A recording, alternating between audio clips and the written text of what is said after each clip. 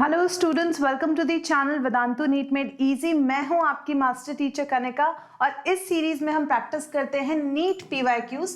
आज जो हम चैप्टर प्रैक्टिस करने वाले हैं that is anatomy of flowering plants. बच्चों, क्लास 11th की सेकेंड यूनिट का चैप्टर है anatomy of flowering plants.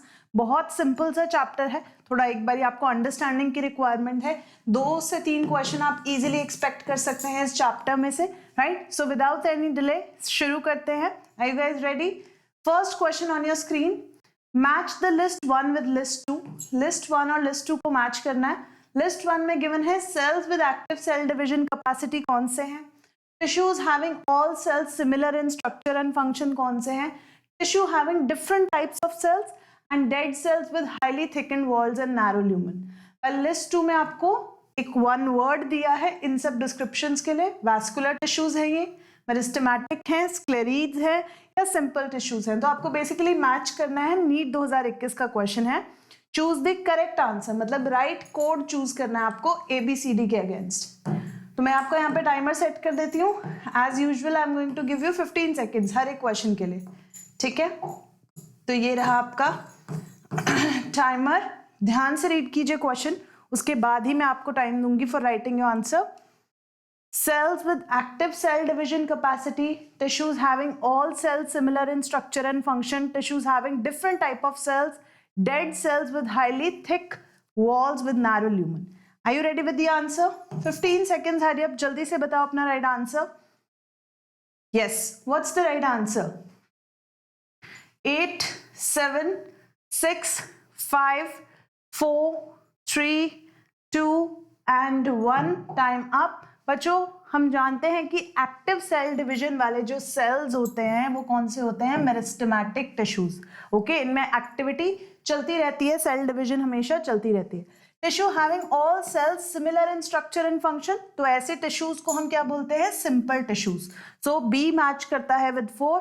Tissue having different type of cells, different type of cells हमें किस में मिलेंगे? वैस्कुलर टिश्यूज में। और lastly dead cells with highly thickened walls and narrow lumen हमें मिलती है बच्चों स्क्लेरीड्स में। तो हमारा जो राइट कॉम्बिनेशन यहाँ पे बनता है that is option 8, 2, 4, 1 and 3। I hope आप सबको समझ आया है।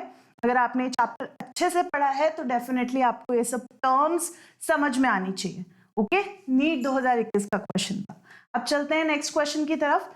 You have to select the correct pair। Right pair select करना है आपको। कुछ डिस्क्रिप्शन है और उसके सामने टाइप ऑफ टिश्यू या सेल्स मेंशन है, राइट? तो आपको करेक्ट पेयर चूज करना है। नीट 2021 का क्वेश्चन, ध्यान से पढ़ो सारी statements. Large colourless empty cells in the epidermis of grass leaves को हम सब्सिडरी सेल्स कहते हैं। In dicot leaves, vascular bundles are surrounded by large thick-walled cells called conjunctive tissue। Cells of medullary rays that form a part of cambial ring are called interfascicular cambium।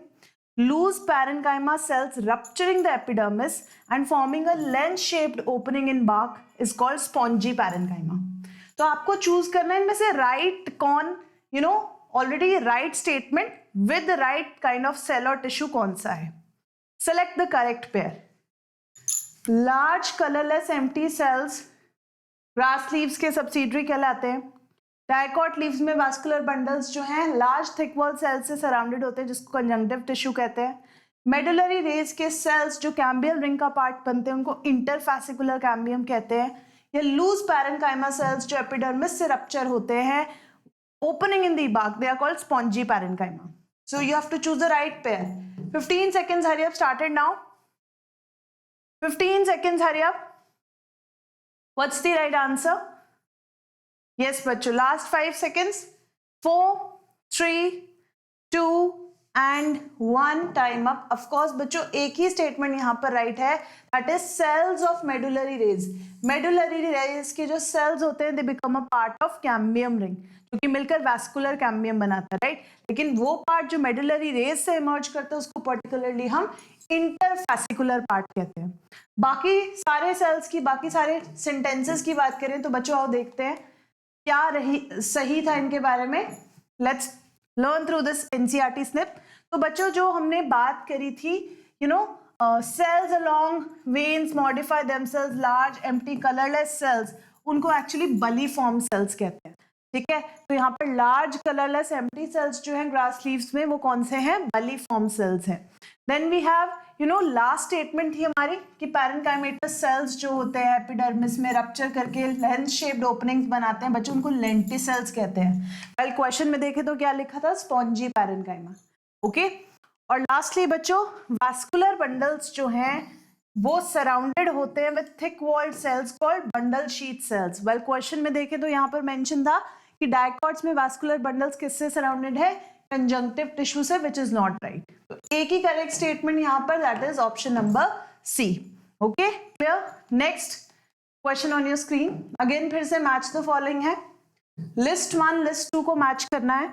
List 1 में आपके पास given है lenticels, cork cambium, secondary cortex and cork. List 2 में आपके पास given है phellogen, suberin deposition, exchange of gases and phylloderm. Yes, hurry up बच्चों, you have to match with the right code. ध्यान से पहले दोनों लिस्ट अच्छे से पढ़ो, go through the options. Yes, go through the options और उसके बाद ही आप अपना आंसर बताना मुझे। Yes, hurry up. Are you ready with the answer? 15 seconds, come on. Lenticels, cork cambium, secondary cortex, cork. You have to match with phellum, phellogen, suberin, exchange of gases and phylloderm. 3, 2, 1, time up. तो of course बच्चों no doubt यहाँ पर right answer is option number B.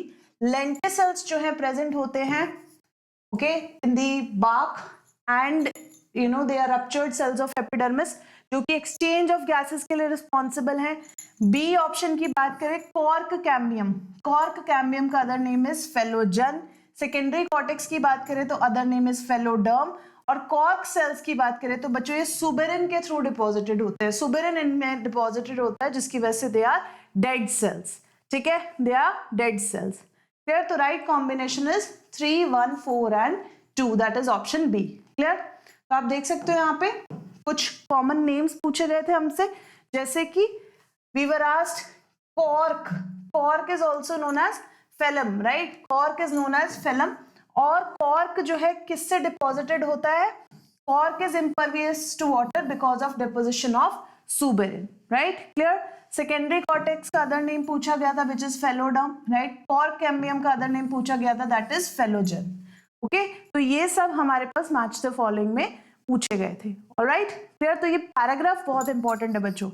दो अभी जो recent syllabus है उसमें it has been deleted, right, secondary growth सारा डिलीट हो गया, बट फिर भी इट्स इंपॉर्टेंट बच्चों, ये बहुत इंपॉर्टेंट टॉपिक है, बहुत बेसिक है, तो आपको वैसे भी आना चाहिए। तो आई होप आपने पहले भी गो थ्रू किया होगा, नोटिफिकेशन आने से पहले आपने गो थ्रू किया होगा, and this is really important. Okay, next question, which of the following statements about cork cambium is incorrect. NEET 2020 का क्वेश्चन है, कॉर्क कैम्बियम के बारे में से इनमें कौन सी स्टेटमेंट गलत है।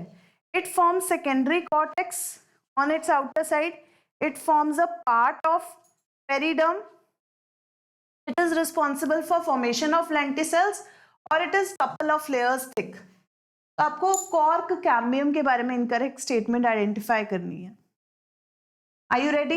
It forms secondary cortex on its outer side. It forms part of periderm, responsible for formation of lenticels, couple of layers thick, which is incorrect. 15 seconds, hurry up. Yes, quickly batao what's the right answer. Hurry up. Incorrect statement. 5, 4, 3, 2 and 1. Time up. Of course बच्चों एक ही statement गलत कि ये secondary cortex अपने outer side पे बनाता है, नहीं बच्चों। अब देखो कॉर्क कैम्बियम से रिलेटेड अगर हम पढ़े, कॉर्क कैम्बियम की बात हो रही है, it means we are talking about phellogen, ठीक है, फेलोजन के बारे में बात हो रही है। तो बच्चों आउटर सेल्स नहीं डिफरेंशिएट करते सेकेंडरी कॉर्टेक्स में, inner cells differentiate into secondary cortex. Okay, so this was wrong. ये यहाँ पर क्या लिखा हुआ था, it forms secondary cortex on its outer side, no, outer side पे नहीं, इनर साइड पे। Okay, so that was incorrect. Next question. The transverse section of a plant shows following anatomical features. अगर हम ट्रांसवर्स सेक्शन को observe करें तो हमें क्या फीचर्स नजर आ रहे हैं, यहाँ पे लिखा हुआ है large number of scattered vascular bundles surrounding the bundle sheath cells, large conspicuous parenchymatous ground tissue, vascular bundles conjoined and closed, phloem parenchyma absent. तो हमें आइडेंटिफाई करना है किस कैटेगरी ऑफ प्लांट को ये बिलोंग कर सकते हैं features. Monocotyledonous root, dicotyledonous stem, dicotyledonous root, monocotyledonous stem. तो रीड द कैरेक्टर्स. बेसिकली सबसे पहले ध्यान से कैरेक्टर्स पढ़ो. कैरेक्टर्स पढ़ोगे तो आपको खुद से समझ में आ जाएगा. ओके, हरी अप, जल्दी से कैरेक्टर्स पढ़ो and then you will be able to answer कि कौन से करेक्ट रूट या स्टेम मोनोकॉट या डाइकॉट ग्रुप को ये बिलोंग करेगा. Are you ready with the answer? 15 seconds, hurry up, जल्दी से बताओ बच्चों.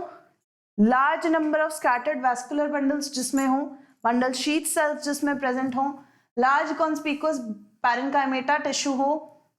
Alright, time up. Vascular bundles conjoint closed हो और फ्लोएम पैरेन्काइमा एब्सेंट हो. बच्चों ऐसे फीचर्स हमें किस में मिलते हैं? मोनोकोटिलिडनस स्टेम में. Option number D. आओ देखो, इसको नोट करो, इस पैराग्राफ को. मोनोकोटिलिडनस स्टेम की बात हो रही है तो कैसा, क्या क्या फीचर्स मिलेंगे? स्कैटर्ड वैस्कुलर बंडल्स होंगे, ठीक है. स्क्लेरेन्काइमेटस बंडल शीथ सेल से सराउंडेड होंगे. Large conspicuous parenchymatous ground tissue होगा. वैस्कुलर बंडल्स कैसे होंगे? कंजॉइंट एंड क्लोज्ड होंगे. तो ये सारे जो फीचर्स हैं they belong to monocotyledonous stem. मतलब डायरेक्टली क्वेश्चन नीट 2020 में जो पूछा गया that was directly from NCERT book. Okay, clear? तो ये ओल्ड हमारी एनसीईआरटी के अकॉर्डिंग क्वेश्चंस है. पीवाईक्यूज प्रैक्टिस कर लो जिन्होंने ऑलरेडी चैप्टर थॉरली पढ़ा हुआ है. Clear? Next question. Regeneration of damaged growing grass following grazing is largely due to. कह रहे हैं कि जो रीजनरेशन होती है ग्रोइंग ग्रास की, ओके, जैसे ये हमारे पास एक कोई ग्रास का पैच लगा हुआ है, कुछ ग्रेजर्स आए, उन्होंने क्या किया, ये ग्राउंड लेवल है, राइट, तो ग्राउंड लेवल से थोड़ा थोड़ा ऊपर तक इस ग्रास को ग्रेज कर दिया. राइट, तो इसकी जो रीजनरेशन कराएगा, फिर से इस ग्रास को रीजनरेट कराएगा, वो कौन से मेरिस्टेम्स हैं? लेटरल, एपिकल, इंटरकैलरी और secondary. Which meristems are responsible for regeneration of grass which has been grazed? How is it going to happen? NEET 2019 का क्वेश्चन बहुत इंपॉर्टेंट मेरिस्टेम पार्ट से क्वेश्चन पूछा गया. आपको बेसिकली नॉलेज होनी चाहिए कौन से मेरिस्टेम्स किस पार्ट की ग्रोथ के लिए रिस्पॉन्सिबल है और किस स्टेज पर ये प्लांट में एक्टिव होते हैं. Alright, so ready with the answer. 15 seconds, hurry up, write your answer. Option A, B, C or D. Write your answer. Regeneration of damaged growing grass following grazing is due to 3, 2, 1, time up. Of course, the right answer is intercalary meristem. Intercalary meristem जो है बिल्कुल in between present होते हैं ये meristematic tissues and they are responsible for generating or regrowing the parts जो बीच में से cut हो जाते हैं. जैसे कि ये ग्रासेस जो हैं ग्रेजर्स ने बिल्कुल सेंटर में से इन बिटवीन कहीं से कट कर दी थी, तो इन बिटवीन से जो मेरिस्टेम्स ग्रोथ स्टार्ट करे उनको इंटरकैलरी मेरिस्टेम कहते हैं. एनसीईआरटी बुक का स्निप देख लो जहां पर इसके बारे में बहुत क्लियरली मेंशन्ड है. ऑलराइट, क्या मेंशन है? The meristem which occurs between mature tissues. मतलब ऑलरेडी जो मैच्योर हैं टिश्यूज उनके बीच में जो मेरिस्टेम्स ग्रो करते हैं उनको क्या कहते हैं? Intercalary meristem. किनमें अकर करेंगे? ग्रासेस में. एंड रीजनरेटेड पार्ट्स जो है removed by the grazing herbivores. Okay, तो जो नए पार्ट्स आए हैं उनमें आपको ये इंटरकैलरी मेरिस्टेम्स मिलेंगे. दोनों एपिकल और इंटरकैलरी मेरिस्टेम्स किसके अंडर आते हैं? प्राइमरी मेरिस्टेम्स के अंदर आते हैं, बिकॉज ये प्लांट की लाइफ में अर्ली स्टेजेस में नजर आ जाते हैं, because they appear in the life of the plant at early stages. That's why they are primary meristems. I hope आपको क्लियर हुआ ये answer. Alright, next question. In dicot root vascular cambium originates from. तो dicot root में vascular cambium के origin का point क्या होता है? कहां से ओरिजिनेट करेगा? नीट 2019 का question. Tissue located below the phloem bundles and a portion of pericycle tissue above protoxylem, or does it originate from cortical region? Parenchyma between endodermis and pericycle, intrafascicular and interfascicular tissue in a ring. कहां से originate करेगा? Vascular cambium in case of dicot roots. Yes, hurry up.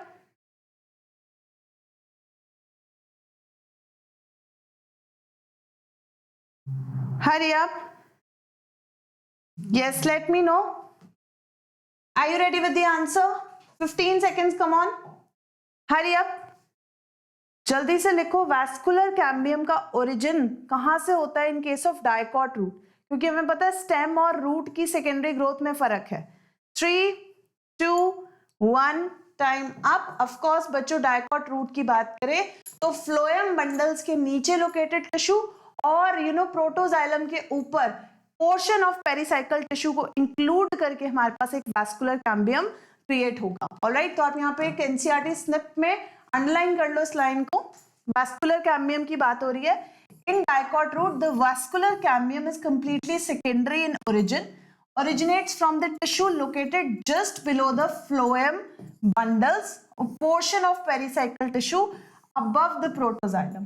ठीक है, तो ये पूरा का पूरा कैसा वैस्कुलर कैम्बियम बनाएगा? वेवी रिंग बनाएगा। ओके, इसको और अच्छे से बनाए तो something like this. Okay, something like this. Okay, clear? Next, which of the following statements given below is not true about formation of annual rings in trees? NEET 2019 का question है। इनमें से कौन सा ट्रू नहीं है regarding formation of annual rings in trees? Differential activity of cambium causes light and dark bands of tissue called early and late wood respectively. Activity of cambium depends upon variation in climate. Annual rings are not prominent in trees of temperate region. Annual ring is a combination of spring wood and autumn wood produced in a year. तो basically आपको incorrect statement mark करनी है। Incorrect statement about information on annual rings. Yes, let me know what's the right answer. Hurry up बच्चों, 15 seconds, come on. जल्दी से बताओ, 15 seconds. Not true about formation of annual rings in trees.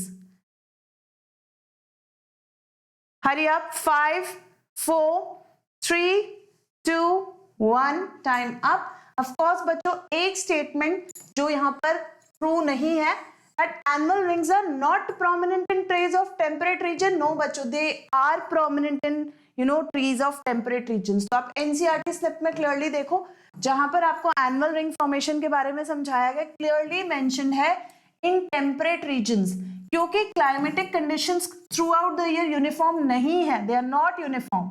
तो spring season में and autumn season में हमें दो अलग तरह की वुड बनती हुई नजर आएंगी, जिनकी ऑल्टरनेशन से ऑटम और स्प्रिंग वुड की ऑल्टरनेशन से जो हमारे पास रिंग्स बनते हैं, they are called annual rings. They are called annual rings and of course they are found in trees growing in temperate regions. ठीक है, टेम्परेट रीजन में सीजन्स बहुत ज्यादा वेरिएशन करते हैं, that's why they are more clearly seen there. Okay, clear सबको? Next, Casparian strips occur in. Casparian strips एक बहुत इंपॉर्टेंट पार्ट है जो हमने ना सिर्फ इस चैप्टर में पढ़ा है, बट जिन बच्चों ने ट्रांसपोर्ट इन प्लांट्स भी पढ़ा हुआ, उन्होंने भी कैस्पेरियन स्ट्रिप्स के थ्रू कैसे ट्रांसपोर्ट जो है, water transport inside the plant होता है, कैसे it is affected by the presence of Casparian strip, ये पढ़ा है जरूर। तो आपको बताना है कैस्पेरियन स्ट्रिप्स किन में अकर करती हैं? कॉर्टेक्स रीजन में, पेरिसाइकल में, एपिडर्मिस में, एंडोडर्मिस में। कम ऑन, हरी अप, जल्दी से आंसर बताएंगे। कॉर्टेक्स, पेरिसाइकल, एपिडर्मिस और endodermis. Where do the Casparian strips occur? 15 seconds, hurry up. Yes. Where do the Casparian strips occur? Hurry up बच्चों। 5, 4, 3, 2 and 1 time up. Of course बच्चों, the right answer is Casparian strips occur करेंगी endodermis reason में। They are the peculiar feature of endodermis, जो कि water repellent layer होती है inside, formed inside endodermis. Right, clear? तो यहां पर आप नोट करो, देखो इसको अंडरलाइन करो।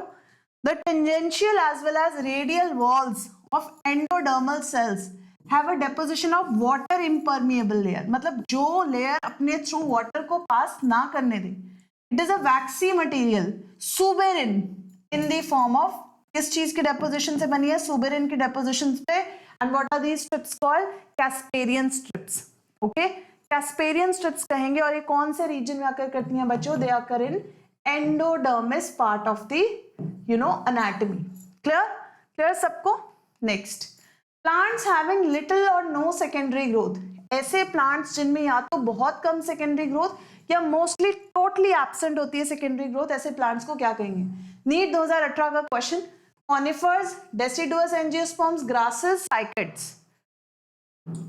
प्लांट्स हैविंग लिटिल और no secondary growth are called what? बहुत सिंपल क्वेश्चन है. आपने पढ़ा है चैप्टर में कि किन प्लांट्स में सेकेंडरी ग्रोथ नहीं देखने को मिलती है. कॉनिफर्स, डेसिडुअस एंजियोस्पर्म्स, ग्रासेस और साइकेड्स. 15 सेकेंड्स, हरी आप जल्दी से बताओ अपना राइट आंसर. यस, लिटिल और no secondary growth, conifers, deciduous angiosperms, grasses और cycads. 3, 2, 1, time up. Of course बच्चों, प्लांट्स जिनमें सेकेंडरी ग्रोथ नहीं देखने को मिलती है दे आर मोनोकॉटिलिडन्स, राइट. और मोनोकॉटिलिडन्स की बात करें तो इन ऑप्शन में हमें एक ही मोनोकॉट नजर आ रहा है, that is grasses. That is grasses. Okay, तो monocots, grasses, they show no secondary growth. और आप देख सकते हो ये चैप्टर की सबसे लास्ट लाइन है. सबसे लास्ट लाइन है, secondary growth does not occur in monocotyledons. So monocots का आपको वो कोई भी एग्जांपल देके पूछ ले, it is not going to show secondary growth.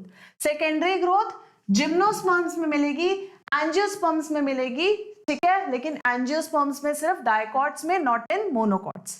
Okay, clear?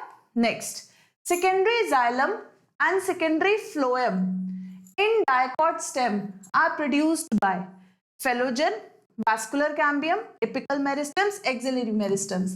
NEET 2018 का क्वेश्चन. सेकेंडरी जाइलम और सेकेंडरी फ्लोएम डाइकॉट स्टेम में कहां से प्रोड्यूस होते हैं? Phellogen, vascular cambium, apical meristem, axillary meristems. Come on, ये बहुत ही बेसिक क्वेश्चन है. सेकेंडरी ग्रोथ की बात करें तो सबको पता है कि secondary tissues, secondary xylem, secondary phloem, where do they originate from? So that's very simple. NEET 2018 में पूछा गया question.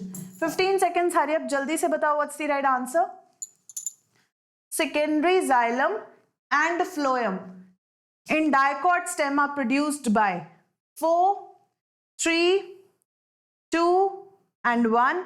Time up. Of course बच्चों, नो डाउट ये सारे के सारे जो टिश्यूज हैं, secondary tissues, they originate from vascular cambium.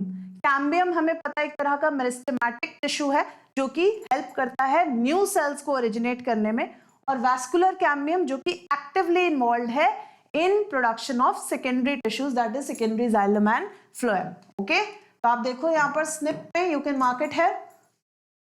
The meristematic layer that is responsible for cutting vascular tissues, xylem and phloem, is called vascular cambium.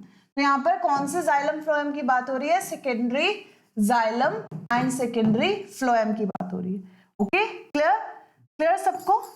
Please mark this line important. ये बहुत ही basic है for secondary growth. Clear? Next, plants having little or no secondary growth. देखो फिर से आ गया question जिनमें बिल्कुल भी ग्रोथ नहीं होती है, सेकेंडरी ग्रोथ नहीं होती है. Conifers, deciduous angiosperms, grasses, cycads. अभी किया था हमने क्वेश्चन, बहुत सिंपल है. 15 सेकंड्स का टाइम भी नहीं चाहिए. Come on, hurry up, write your answer, जल्दी से लिख दो. Of course no need of timer है. नो डाउट मोनोकॉट्स में सेकेंडरी ग्रोथ नहीं होती है, तो ग्रासेस की बात हो रही है यहाँ पे, ठीक है. Monocots which do not show secondary growth, example grasses. Okay, बाकी सब में हमें सेकेंडरी ग्रोथ मिलेगी. विच of the following is made up of dead cells? इनमें से डेड सेल से कौन बना हुआ है? जाइलम, पैरेन्काइमा, पॉलेनकाइमा, फेलम और फ्लोएम. नीट 2017 का क्वेश्चन. डेड सेल से कौन सा टिश्यू बनता है? जाइलम, पैरेन्काइमा, पॉलेनकाइमा, फेलम और फ्लोएम. Very simple question. आप ऑड वन आउट करके भी इसको सॉल्व कर सकते हैं. हरी अब जल्दी से बताओ what's the right answer. 15 seconds, timer started now. Yes, let me know. Xylem parenchyma, collenchyma, phloem or phloem, which is made up of dead cells? 4, 3, 2 and 1. Time up. Of course बच्चों, right answer is dead cells से बना होता है हमारा phloem tissue. Phloem tissue which is commonly called cork cells. ठीक है, cork cells जो कि suberant deposition से बने हैं. Outer cells differentiate into cork और phloem, right? और cork के बारे में ज्यादा बात करें तो it is impervious to water due to suberant deposition in the cell wall. तो suberant deposition की वजह से cells कैसे बन जाते हैं? non conducting, कोई exchange allow नहीं करते हैं, and they are dead cells. They are dead cells. Okay, phloem tissue की बात हो रही है, that is cork cells. Clear? Next, identify the wrong statement. आपको रॉन्ग स्टेटमेंट आइडेंटिफाई करनी है किसके कंटेक्स्ट में? हार्टवुड के कॉन्टेक्स्ट में. हमने पढ़ा है दो तरह की वुड्स होती हैं, हार्टवुड, सैपवुड. आपको राइट फीचर्स आइडेंटिफाई करने हैं हार्टवुड के लिए. नीट 2017 का question. Organic compounds are deposited in it. It is highly durable. It conducts water and minerals efficiently. It comprises dead elements with highly lignified walls. Wrong statement for heartwood. Organic compounds are deposited in it, highly durable, conducts water and minerals efficiently, comprises dead elements with highly lignified walls. Come on, ready with the answer? 15 second बच्चों, timer शुरू कर दिया आपका. जल्दी लिखो अपना right answer. Wrong statement बताओगे आप हार्टवुड के कंटेक्स्ट में. ओके, हार्टवुड कहां लोकेटेड होती है, क्या फंक्शन होता है? 3, 2, 1. Time up. ऑफ कोर्स बच्चों, हार्टवुड की बात हो रही है. हार्टवुड में डेड सेल्स होते हैं, वाटर और मिनरल का कंडक्शन इनमें नहीं चलता है. हार्टवुड, हार्ट कहाँ लोकेटेड होता है? बॉडी के इनसाइड. तो ये वो वुड के एलिमेंट्स हैं जो कि अंदर की तरफ प्लांट में लोकेटेड हैं, and they do not conduct any transport. Okay, तो आप यहाँ पे अंडरलाइन करो. The region comprises dead elements, dead cells हैं with highly lignified walls. High lignin deposition होता है इनकी walls में, and it is called heartwood. It does not conduct, तो देखो non conducting, it does not conduct water, but it is only there to provide mechanical support. तो ये सिर्फ mechanical support के लिए, कंडक्शन में हार्टवुड का कोई रोल नहीं है. कंडक्शन की बात होगी तो इट इज सैपवुड. तो आप देख सकते हो sapwood involve in conduction of water and minerals from roots to leaves. Clear सबको हार्टवुड और सैपवुड में difference? Next question. Vascular cambium in normal gives rise to. Vascular cambium क्या बनाता है? Phelloderm, primary phloem, secondary xylem, periderm. Come on, NEET 2017 का question. Vascular cambium normally क्या बनाएगा? Phelloderm, primary phloem, secondary xylem और periderm. Come on. Yes, vascular cambium. Are you ready? 15 seconds. Come on, पहले हम ये कर चुके हैं इससे रिलेटेड क्वेश्चन. वैस्कुलर कैम्बियम जो कि बहुत एक्टिवली मेरिस्टेमेटिक टिश्यू है, जो कि डिविजन स्टेट में रहता है. 3, 2, 1. Time up. ऑफ कोर्स बच्चों, वैस्कुलर कैम्बियम की बात हो रही है. It is going to give rise to secondary xylem and secondary phloem. Secondary xylem, जिसको आप कॉमनली वुड भी कह देते हैं of the plant, is produced by vascular cambium. ठीक है, नीट 2017 का क्वेश्चन था ये. Next question. Specialised epidermal cells surrounding the guard cells are called what? Special तरह के एपिडर्मल सेल्स हैं जो मॉडिफाइड हैं, गार्ड सेल्स के अराउंड प्रेजेंट हैं, इनको क्या कहते हैं? नीट 2016 में पूछा गया सवाल. सब्सिडरी सेल्स कहेंगे इनको, बलिफॉर्म सेल्स कहेंगे, लेंटिसेल्स कहेंगे या कॉम्प्लीमेंट्री सेल्स कहेंगे? तो ये स्पेशल तरह के एपिडर्मल सेल्स की मॉडिफिकेशन है जो गार्ड सेल्स के बाहर प्रेजेंट होती है. तो हमें पता है गार्ड सेल्स हम कहाँ पढ़ते हैं? इन स्टोमेटा, राइट? ऐसे गार्ड सेल्स प्रेजेंट होते हैं, राइट? और इन गार्ड सेल्स के बाहर स्पेशल तरह की मॉडिफाइड सेल्स प्रेजेंट हैं. बच्चों, इन सेल्स को हम क्या कहते हैं? Yes, you have to tell that. Are you ready with the answer? 15 seconds. Hurry up, जल्दी से लिखो अपना राइट आंसर. जल्दी से लिखो अपना राइट आंसर. हाँ जी. 5, 4, 3, 2 and 1. Time up. The right answer is specialised epidermal cells जो है, जो गार्ड सेल्स को सराउंड करते हैं, they are called subsidiary cells, they are called subsidiary cells. While ये जो आपको बीन शेप सेल्स नजर आ रहे हैं बच्चों, ये वाले, right, they are called guard cells, guard cells. Clear, clear सबको? नेक्स्ट, तो आप इसको अंडरलाइन कर लो बुक में, एग्जैक्ट लाइन पिक की गई है एनसीईआरटी से। Alright, sometimes a few epidermal cells in the vicinity of the guard cells become specialized in their shape, size and are called subsidiary cells। ठीक है, ऐसे सेल्स जो गार्ड सेल्स को surround करेंगे, उनकी क्लोज एसोसिएशन में, close vicinity में रहेंगे, they are called subsidiary cells. Clear? Next, cortex is the region found between, cortex region आपको कहां पे मिलेगा? एपिडर्मिस और स्टील के बीच में, पेरिसाइकल और एंडोडर्मिस के बीच में, एंडोडर्मिस और पिथ के बीच में, एंडोडर्मिस और वैस्कुलर बंडल के बीच में। नीट 2016 का क्वेश्चन, ध्यान से सोचो, कॉर्टेक्स रीजन किन दो लेयर्स के बीच में मिलेगा? एपिडर्मिस एंड स्टील, स्टेल जो कि एक बहुत स्पेशल सिस्टम है, स्पेशल तरह के ग्रुप ऑफ टिश्यूज को हम स्टेलर सिस्टम भी कहते हैं। ठीक है, पेरिसाइकल और एंडोडर्मिस के बीच में, एंडोडर्मिस और पिथ के बीच में, एंडोडर्मिस और वैस्कुलर बंडल्स के बीच में। 15 सेकेंड्स, हरी अप, जल्दी से आंसर दो। Yes, cortex is the region found between epidermis and stele, pericycle and endodermis, endodermis and pith, endodermis and vascular bundle. Time up. Of course बच्चों, cortex region वो है जो हमें मिलता है एपिडर्मिस और स्टेल के बीच में। Cortex is the region found between epidermis, जो कि सबसे बाहर वाली लेयर है, right, and you know epidermis को जस्ट कंटिन्यू करता है कॉर्टेक्स रीजन, कॉर्टेक्स रीजन, और कॉर्टेक्स रीजन के जस्ट इनसाइड हमारी जितनी भी लेयर्स प्रेजेंट होती हैं, including endodermis, including pericycle, including vascular bundles and all those, pith also, they together are called stem, और स्टील भी बोलते हैं कुछ लोग। ठीक है, तो एपिडर्मिस और स्टेल के बीच में प्रेजेंट हमारी layer, that is cortex, cortex. Okay, clear? So you can underline this, लिख, इसको अंडरलाइन कर लो, बुक में इसके बारे में मेंशन है। All tissues on the outer side of the endodermis, such as pericycle, vascular bundles and pith, they together are called stele, they together make up the stele, okay, stele। next, interfascicular cambium, inter, ध्यान से देखो, inter नहीं है, interfascicular cambium develops from the cells of, इससे related question हम पहले भी कर चुके हैं, आई गेस सबसे पहला क्वेश्चन था जिसमें 4 स्टेटमेंट्स थी, आपको राइट पेयर चूज करना था, उसमें हम ये ऑलरेडी बात कर चुके हैं इस टॉपिक से related.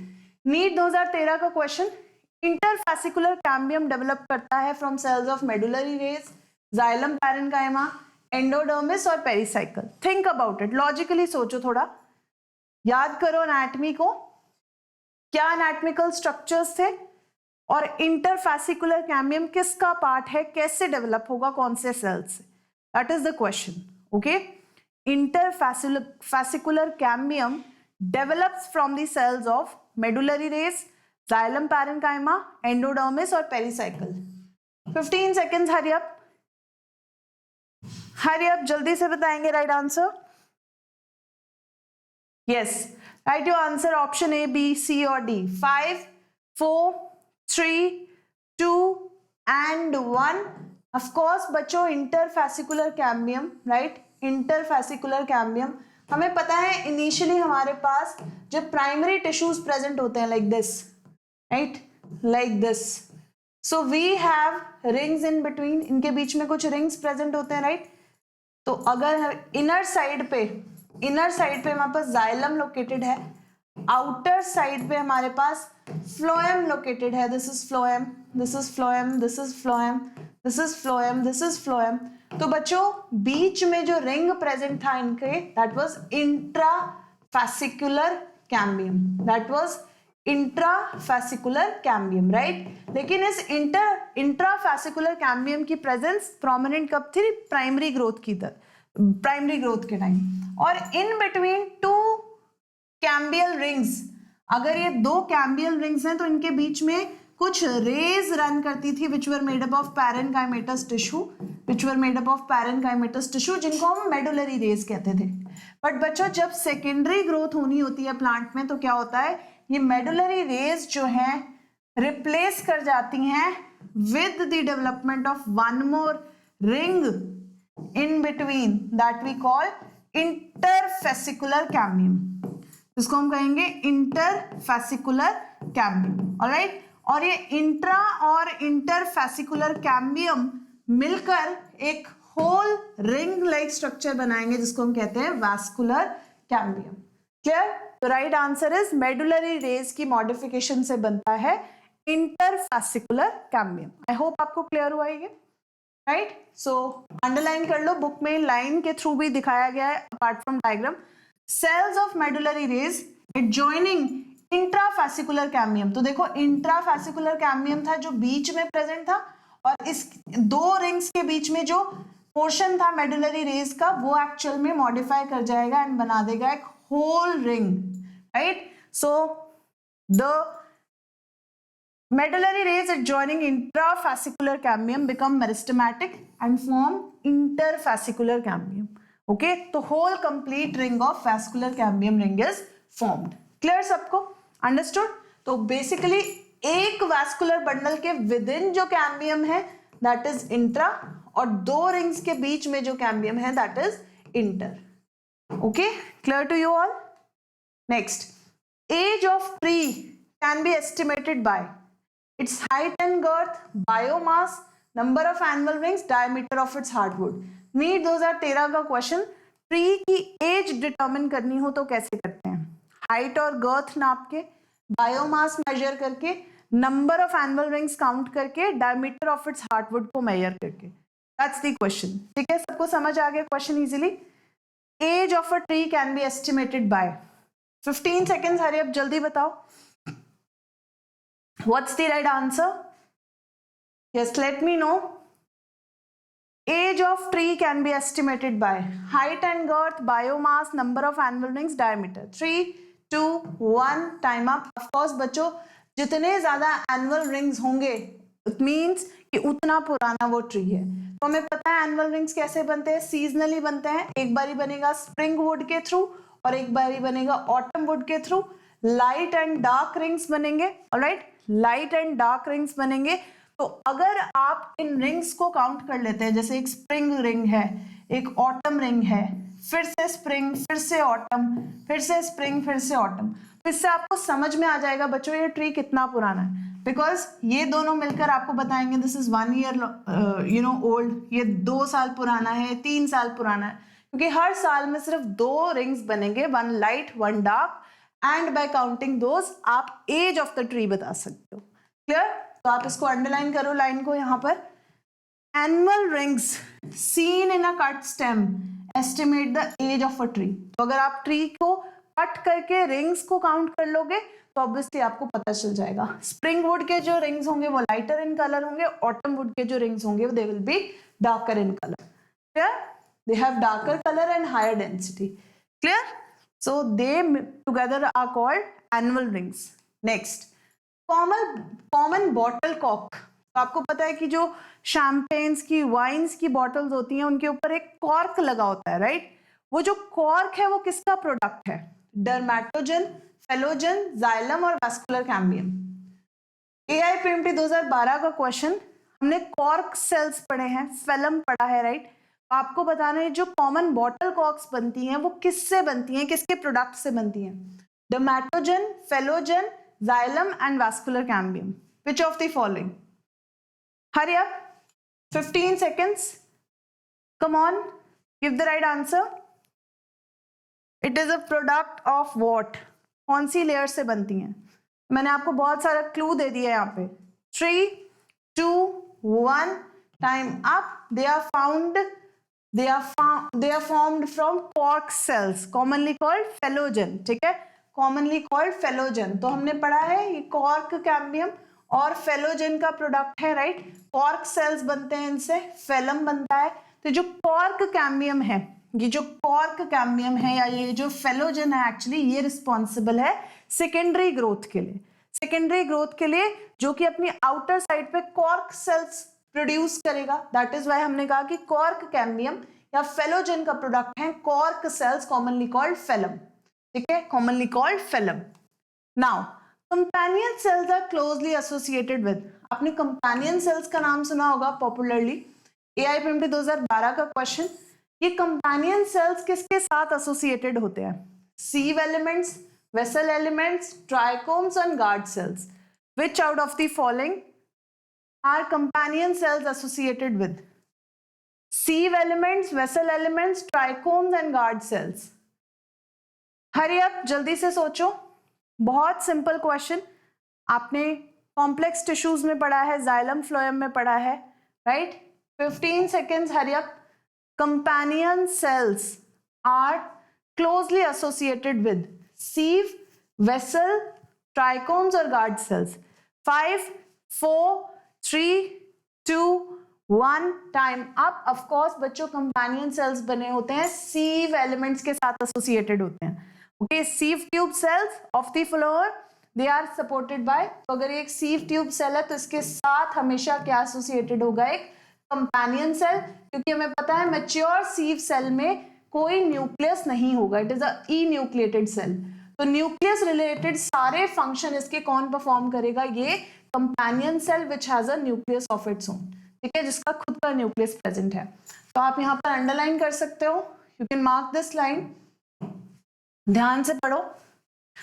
The companion cells are specialized parenchymatous cells which are closely associated with sieve tube elements. sieve tube elements और companion cells जो हैं एक दूसरे से हमेशा जुड़े रहते हैं, क्योंकि companion cells के पास न्यूक्लियस है और sieve tube cells की कोई भी activity nucleus related, cytoplasm related, उसको कौन मेंटेन करता है? It is maintained by companion cell. Okay, clear to you? So mark this line, important. Next, closed vascular bundles lack. क्लोज्ड वैस्कुलर बंडल्स सोचो क्या होते हैं? AIPMT 2012 का क्वेश्चन, बहुत frequently asked question. Closed, open, conjoint type of vascular bundles, इनमें से क्वेश्चन आता है, इसको आप इंपॉर्टेंट मार्क कर लो बुक में। क्लोज्ड वैस्कुलर बंडल्स में क्या नहीं होता? Ground tissue, conjunctive tissue, cambium और pith. Closed vascular bundles lack what? Ground tissue, conjunctive tissue, cambium और पित्त। AIPMT 2012 का question, 15 seconds, come on. Closed vascular bundles lack what? Ground tissue, conjunctive tissue, cambium और पित्त। 5, 4, 3, 2 and 1, time up. Of course बच्चों, right answer is closed vascular bundles में cambium tissue नहीं होता। तो हमारे पास जाइलम है, फ्लोएम है, बट बीच में कोई भी डिवाइडिंग मेरिस्टेमेटिक टिश्यू प्रेजेंट नहीं है, जिसको हम कैम्बियम कहते हैं। तो such rings are called closed vascular bundles. अगर किसी वैस्कुलर बंडल में हमारे पास एक कैम्बियम की स्ट्रिप प्रेजेंट हो between xylem and phloem, then it is called open type of vascular bundles. Okay, clear सबको? So you can have a look here, mark कर लो इसको अपनी NCERT बुक में, very important question. Generally open, close, conjoint से पूछा जाता है। Radial type of vascular bundles कौन से होते हैं ये भी पूछ सकते हैं। तो मोनोकोटिलेडन्स में हमें स्पेशल तरह के वैस्कुलर बंडल्स मिलते हैं जिनमें no cambium strip is present, so they do not form secondary tissues. हमने कहा था कि मोनोकॉट्स में सेकेंडरी ग्रोथ नहीं होती, क्या रीजन है? क्योंकि इनकी वैस्कुलर बंडल्स कैसे हैं? क्लोज्ड है, दे डू नॉट हैव कैम्बियम। ठीक है, समझ आ गया सबको? Next, ground tissue includes. AIPMT 2011 का क्वेश्चन, ग्राउंड टिश्यू में क्या क्या आ जाता है? All tissues except epidermis and vascular bundles. Ground tissue includes epidermis and cortex. All tissues internal to endodermis. All tissues external to endodermis. बहुत ही अच्छा question. Ground tissue में क्या क्या इंक्लूडेड है?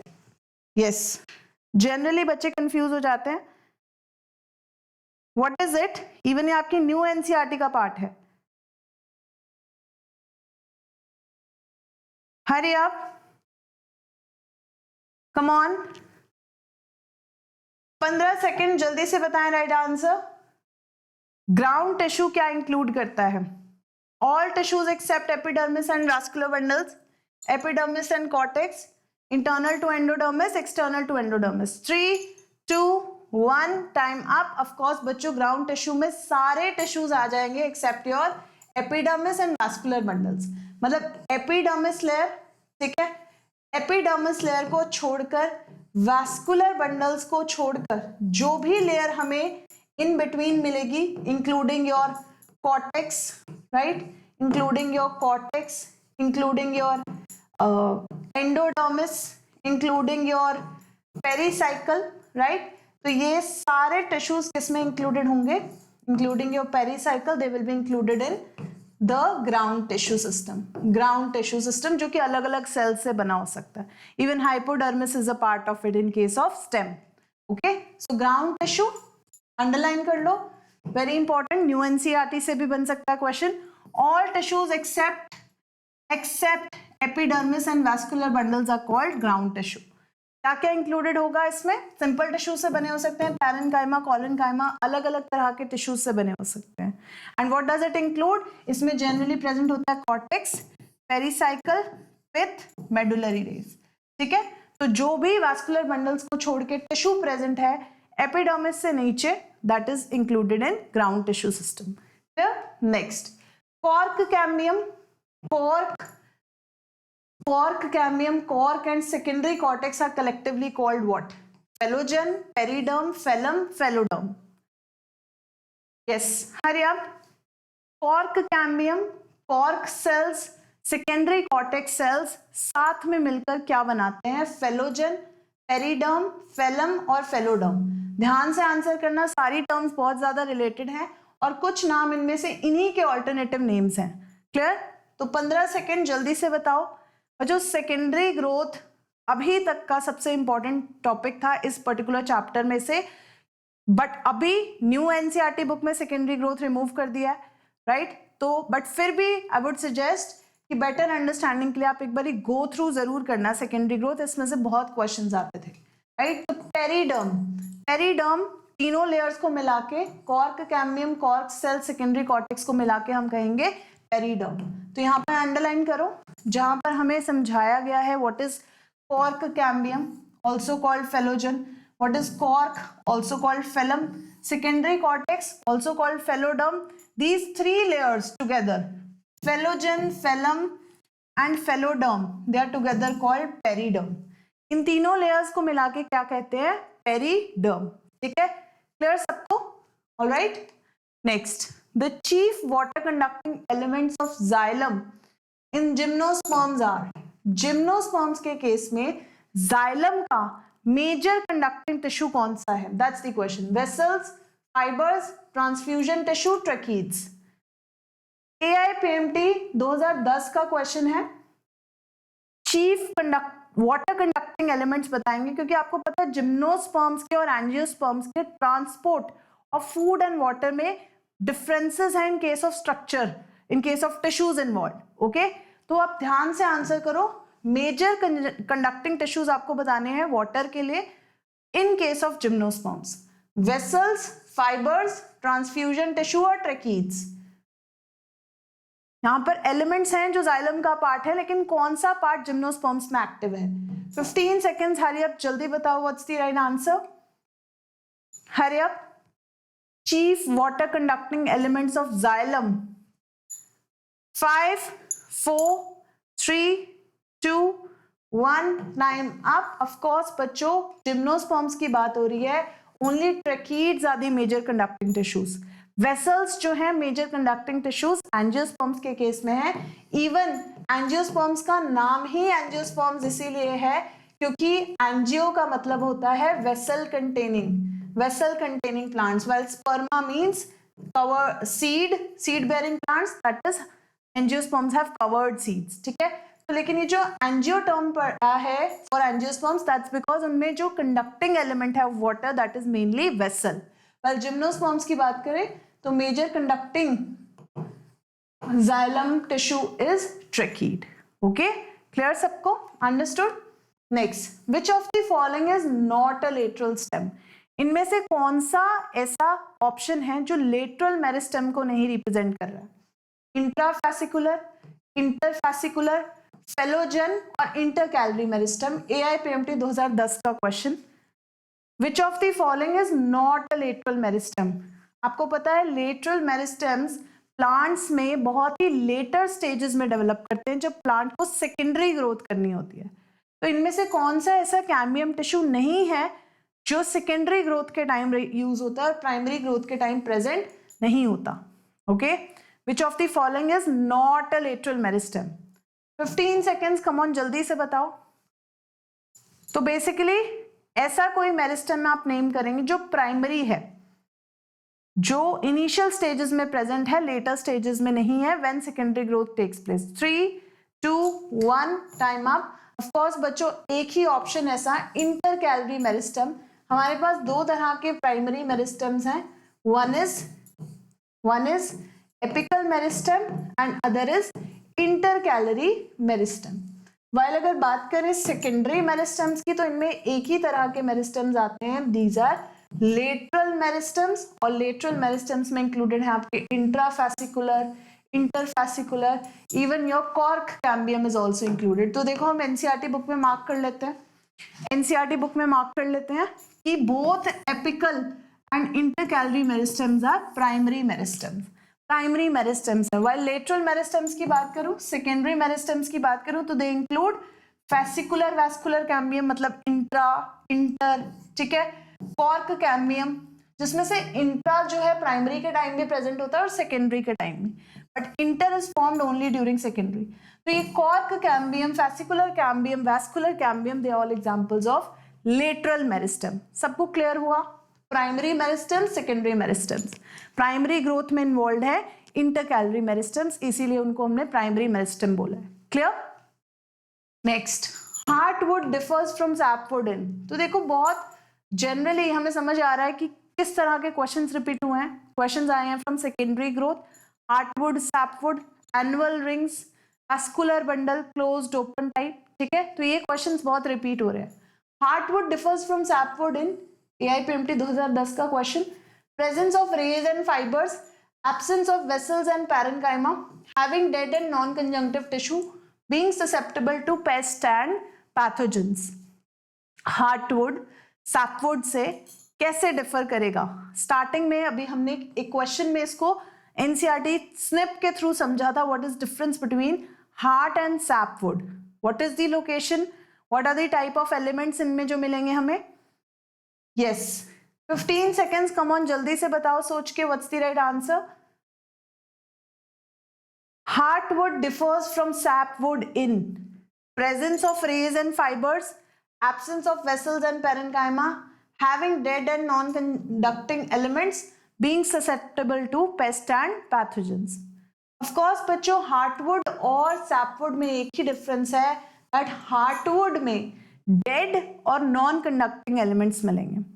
Dead and non conducting elements जो हमने पहले भी मार्क किया है, जिन बच्चों ने वो क्वेश्चन नहीं अटेंड किया है वो अब लिख लें that you know there is dead elements and highly lignified walls present in heartwood. Heartwood का काम कंडक्शन में कुछ भी नहीं है, but it is only to provide mechanical support to the stem. सिर्फ स्टेम को मैकेनिकल सपोर्ट प्रोवाइड करेगा, इसका कोई रोल नहीं है conduction of water and food में। क्लियर?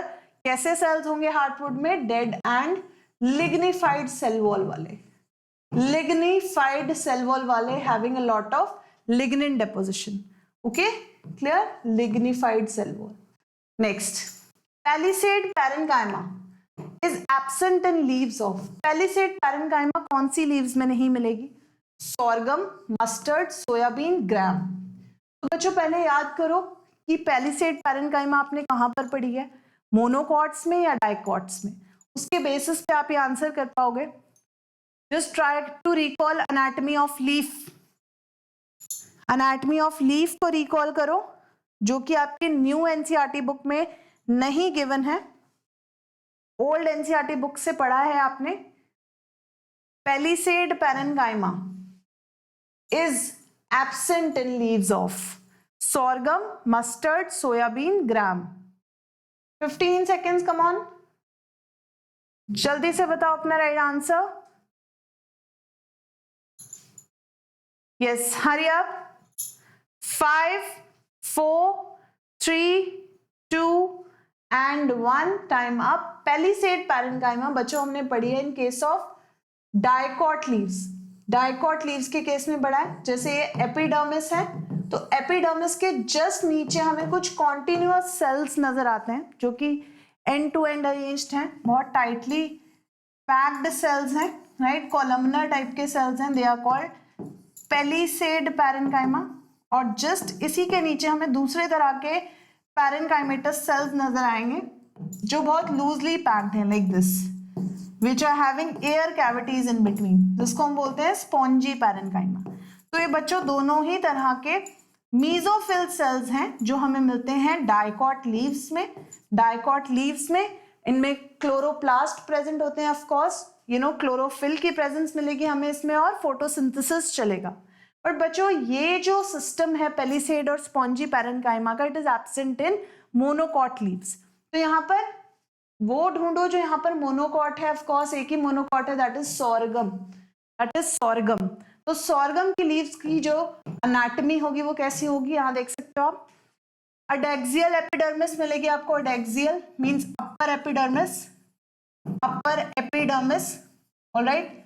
हमें यहाँ पर बेक्सियल एपिडर्मिस मिलेगी, लोअर एपिडर्मिस, ऑलराइट. और इन बिटवीन हमें स्कैटर्ड जाइलम सेल्स मिलेंगे. मीजोफिल सेल्स कैसे मिलेंगे हमें, एक ही तरह के मीजोफिल सेल्स मिलेंगे.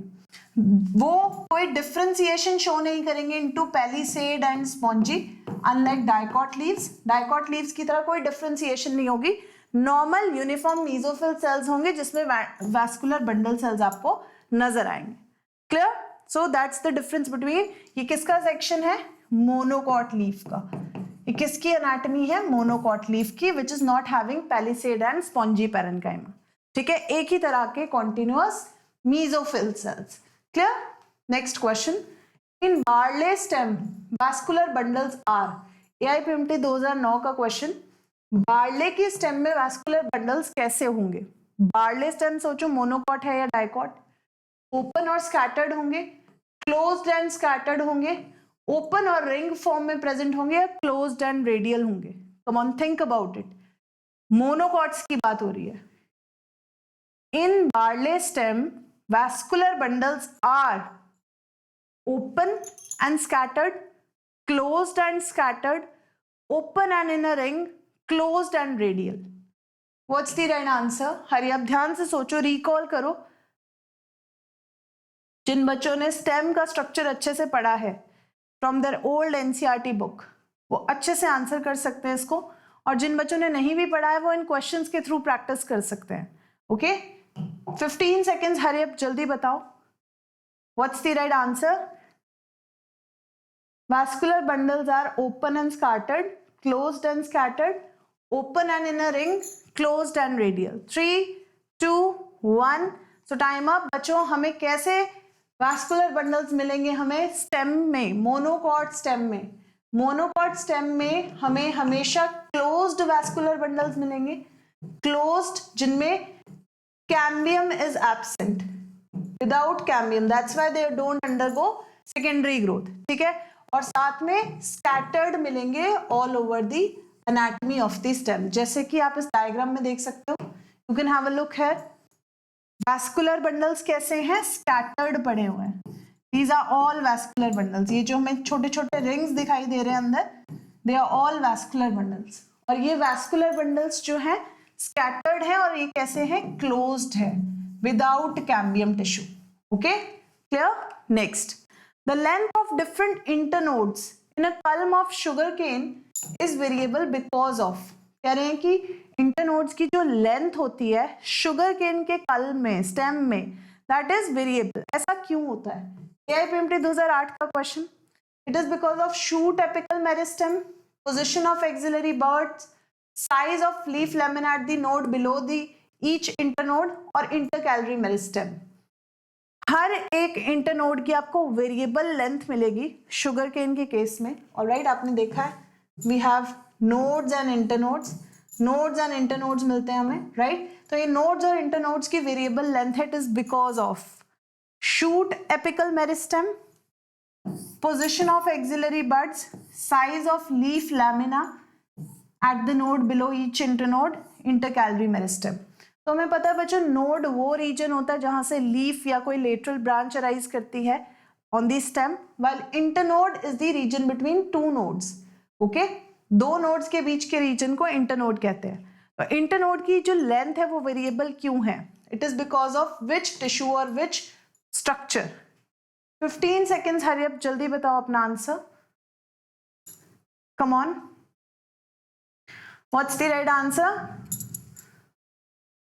Last 5 seconds, 4, 3, 2 and 1, time up. Of course बच्चों लेंथ वेरिएबल इसीलिए है क्योंकि इन बिटवीन जो टिश्यू प्रेजेंट है, intercalary tissue, that is you know showing differential kind of activity. कहीं पर इंटरकैलरी मेरिस्टेम की एक्टिविटी बहुत ज्यादा है तो लेंथ बहुत ज्यादा हो जाएगी इंटरनोड की। कहीं पर इंटरकैलरी मेरिस्टेम जो मैच्योर टिश्यूज के बीच में प्रेजेंट होता है उसकी जो लेंथ है वो बहुत कम कर देगा इंटरनोड को, क्योंकि ग्रोथ बहुत कम हो रही है, डिविजन बहुत कम हो रही है। So it is because of intercalary meristem that different size of internodes are obtained in a sugarcane stem. Okay, clear? Next question आपकी स्क्रीन के ऊपर, in a woody dicotyledonous tree which of the following parts will mainly consist of primary tissue? Primary tissue किस किस में present होगा? All parts, stem and root, flowers, fruits, leaves, shoot tips and root tips. तो आपको primary tissue की presence बतानी है, सबसे ज्यादा कहां पर होगी? AIPMT 2005 का question. In a woody dicotyledonous tree, which of the following parts will mainly consist of primary tissues? All parts, stem and root, flowers, fruits and leaves, shoot tips and root tips. 15 seconds, hurry up. बच्चों हमने एक बहुत basic सी बात पढ़ी है कि primary meristems की abundance आपको कौन से पार्ट में मिलती है एंड वाई सो। ओके, कौन से मेरिस्टेम्स हैं, कहां पर प्रेजेंट होंगे? So time up. Of course बच्चों हम जानते हैं कि शूट टिप पे एंड रूट टिप पे we find the most abundance of primary meristems. Primary meristems की अबंडेंस सबसे ज्यादा होगी। प्राइमरी मेरिस्टेम्स वो जिसमें बहुत ज्यादा एक्टिव सेल डिवीजन चलती है, एक्टिव सेल डिवीजन चलती है। तो ऑफ कोर्स सबसे ज्यादा अबंडेंस प्राइमरी मेरिस्टेम्स की वहां जहां रूट और शूट टिप्स होंगी, राइट, जहां सबसे ज्यादा एक्टिविटी चलेगी। Clear?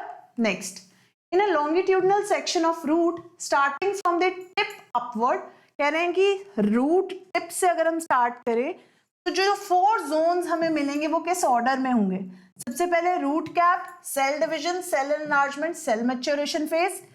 Root cap, cell division region, cell maturation region, cell enlargement region, cell division, cell enlargement, cell maturation and lastly root cap, cell division, cell maturation, cell enlargement, root cap.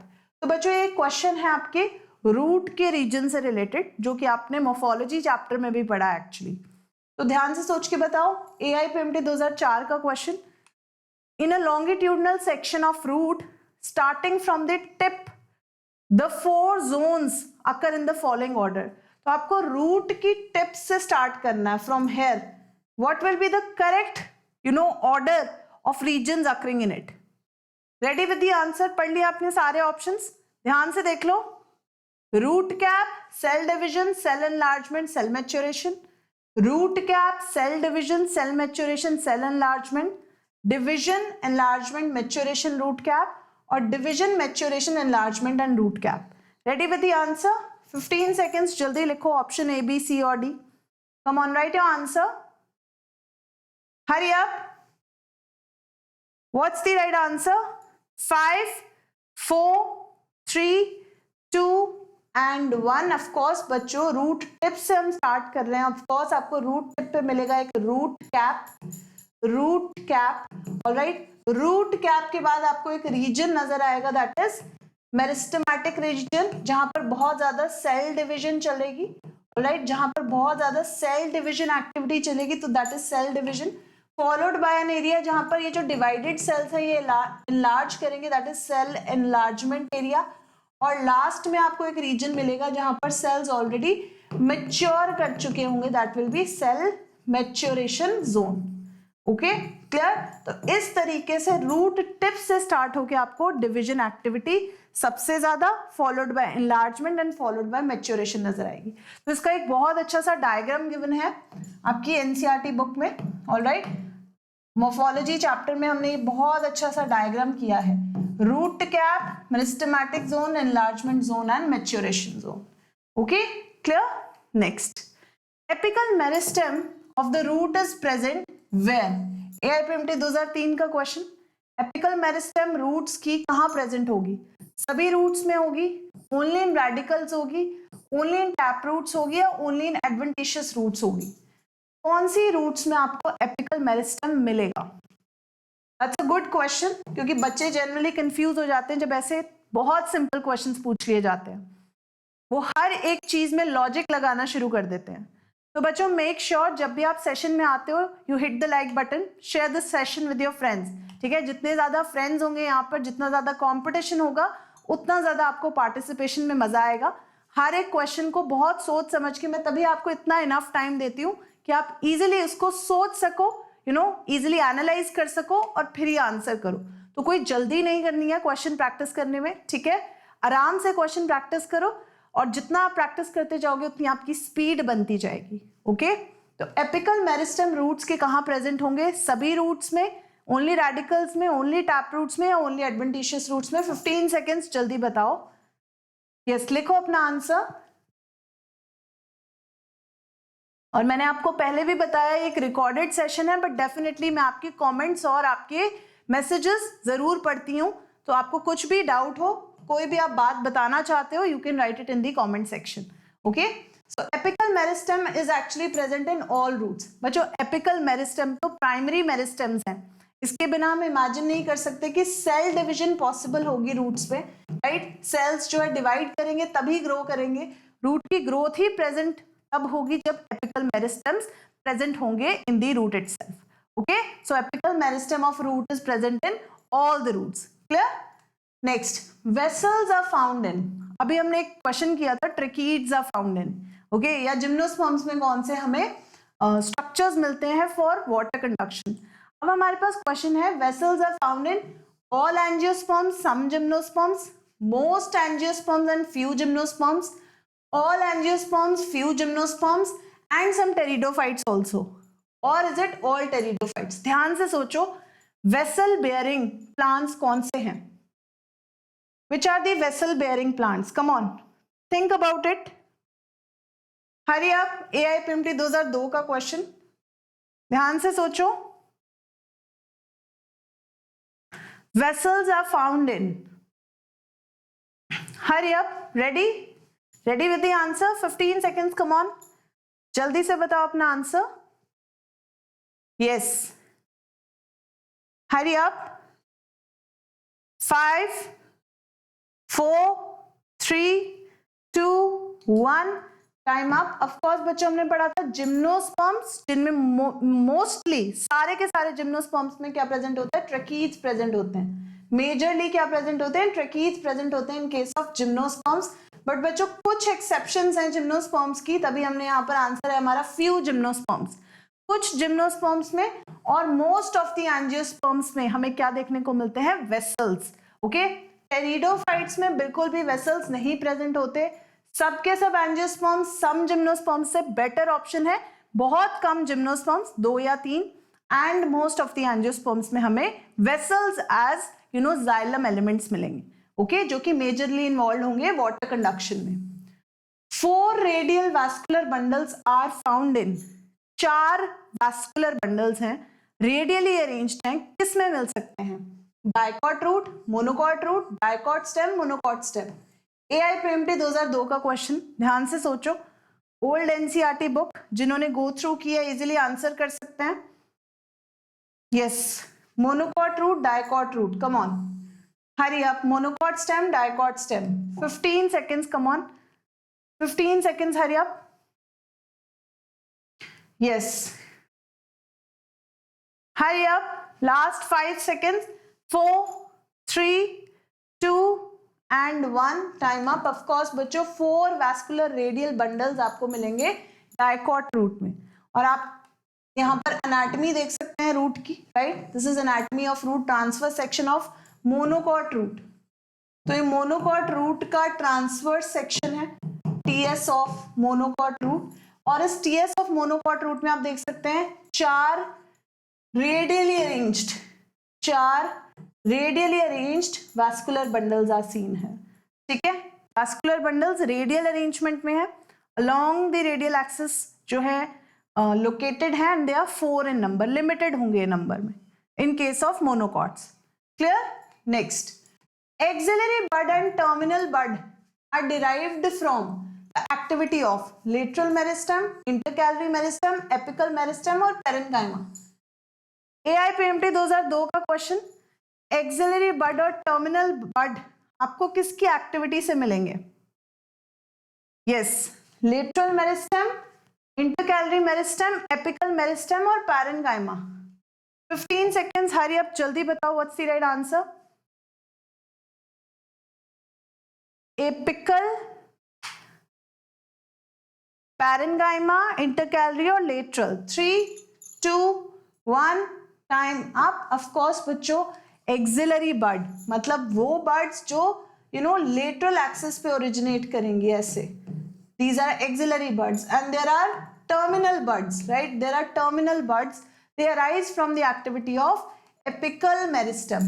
किसकी activity से originate होंगी? Apical meristem, जो कि primary meristem है, apex पे present है, it is present at apex, और काम क्या है मेरिस्टम्स का? एक्टिव सेल डिवीजन कराना।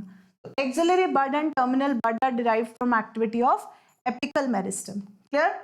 Main function of lenticel is, lenticels का मेन फंक्शन क्या है? ट्रांसपिरेशन कराना प्लांट में, गटेशन कराना, गैसियस एक्सचेंज कराना या ब्लीडिंग कराना।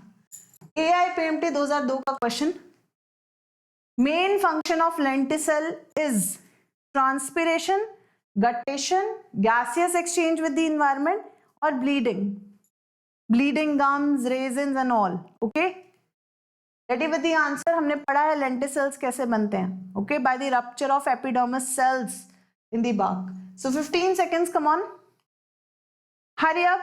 Main function of lenticels is transpiration, guttation, gaseous exchange, bleeding।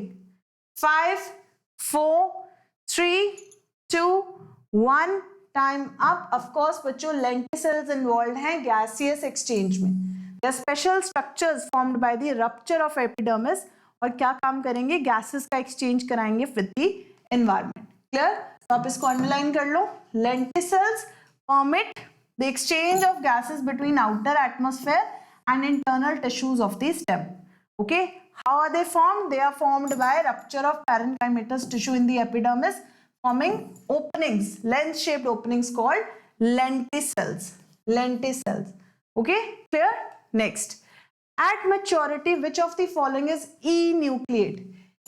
maturity के टाइम पर इनमें से कौन से सेल्स हैं जो enucleate होते हैं? enucleate means without nucleus। sieve cell, companion cell, palisade cell और cortical cell।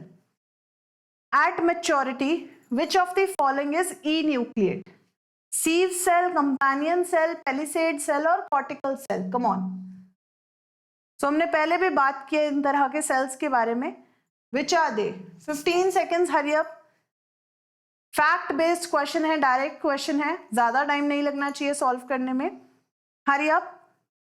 सीव cell, companion, palisade और cortical. 3, 2, 1, time up. Of course बच्चों, सीव सेल्स जो कि इन्यूक्लिएटेड सेल्स हैं without nucleus, and they are supported by companion cells जो कि nucleated cells हैं। तो कंपेनियन सेल्स में न्यूक्लियस मिलेगा, बट जो सीव सेल्स हैं उनमें कोई न्यूक्लियस नहीं होगा, right? They are sieve cells, right? So right answer is sieve cell. At maturity they do not have nucleus, so that ज्यादा से ज्यादा स्पेस ये कंडक्शन में यूज कर सके। Okay, clear? So बच्चों, that was all from the questions from chapter Anatomy of Flowering Plants। I hope आप सबको सभी questions clear हुए। कुछ questions ऐसे थे जो आपकी old NCERT बुक से या जो deleted topics हैं उसमें से भी थे, बट बच्चों I hope आपने तैयारी वैसे ही की होगी, इसीलिए मैंने इन questions को भी include किया है। बट कुछ ऐसे रिपीटेड टॉपिक्स थे जो मैंने आपको बता दिए हैं, जिनके आने के अभी भी बहुत हाई चांसेस हैं। ओके, सो आई होप आपको मजा आया। हिट करो लाइक बटन को, शेयर करो इस सेशन को अपने फ्रेंड्स के साथ। मैं हूं आपकी मास्टर टीचर कनिका। हम मिलते हैं एवरी ट्यूसडे टू फ्राइडे 5:30 से 7। फिर से लेके आऊंगी आपके लिए एक न्यू चैप्टर नेक्स्ट वीक। तब तक के लिए keep learning and keep practising questions. Take care, bye bye.